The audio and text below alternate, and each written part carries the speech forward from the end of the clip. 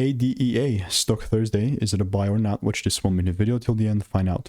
I'm looking at Adeia, or whatever the pronunciation is on this ticker, which is 22% up, and I love it.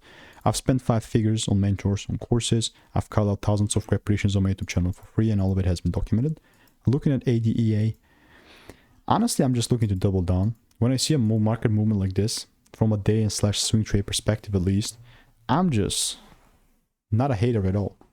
I mean, it's not even just the current price section. If you really look at it from a higher time frame chart, this has been delivering for a very long time.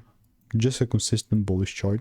And then we have days like this where it just gaps up and makes new higher highs. So one thing that I'm going to say is that I'm definitely looking to buy. Only way that I'll do that is if the price pulls down, shows me a double break, and then is when I'm getting involved. If it does not, then I'm just not going to buy, ultimately. So I'll continue to keep waiting. If you want to make more money trading in a simple, lean way, click the first link in the description. It's a free newsletter.